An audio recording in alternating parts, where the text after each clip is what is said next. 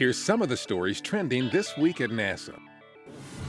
In his testimony before Congress during the first week of March, NASA Administrator Charlie Bolden outlined the return on investment legislators can expect from the $18.5 billion proposed for the agency under President Obama's FY 2016 budget.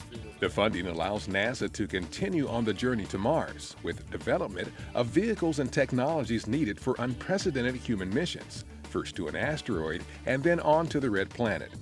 The budget request and current contract schedules support certification by the end of 2017 of commercial vehicles being developed to launch American astronauts from U.S. soil on round-trip missions to the International Space Station. It also further enables the agency's quest to improve life on Earth, with technologies for greener, quieter aviation and investigations to enhance the health of our planet's climate. The mission timeline for NASA's Dawn spacecraft has it becoming the first in history to reach a dwarf planet by entering into orbit around Ceres on March 6th. Located in the main asteroid belt between Mars and Jupiter, Ceres is the largest unexplored world of the inner solar system.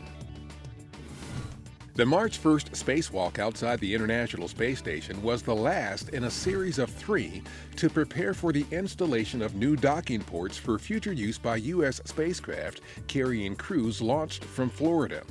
During the spacewalk, NASA astronauts Terry Virts and Barry Wilmore completed the installation of 400 feet of cable and several antennas associated with the Common Communications for Visiting Vehicles system known as C2V2.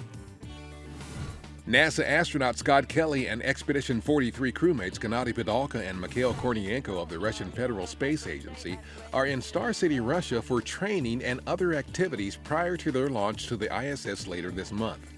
The trio is scheduled to launch on March 27th Eastern Time aboard a Soyuz spacecraft to the station, where Kelly and Kornienko will become the first crew to spend a year aboard the ISS, conducting research on the effects of long-duration space travel on the human body.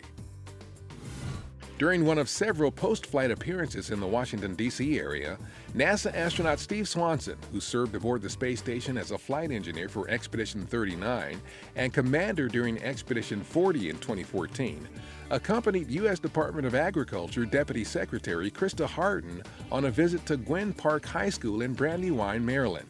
They spoke to students about science, technology, engineering, and mathematics, and the connection with the future of agriculture, including Swanson's research in vegetable plant growth aboard the ISS. On March 3rd and 4th, NASA's History Office and the Smithsonian National Air and Space Museum co-hosted a public symposium at the museum in Washington to commemorate the establishment 100 years ago of the National Advisory Committee for Aeronautics, or NACA, NASA's predecessor. The symposium featured words from NASA Administrator Charlie Bolden, a panel discussion moderated by the agency's chief historian Bill Berry, and more. Congress established the NACA to pursue excellence in aeronautics. NACA staff, research facilities, and operations formed the core of NASA when it came into existence on October 1, 1958. And that's what's up this week at NASA. For more on these and other stories, follow us on social media and visit www.nasa.gov/twan.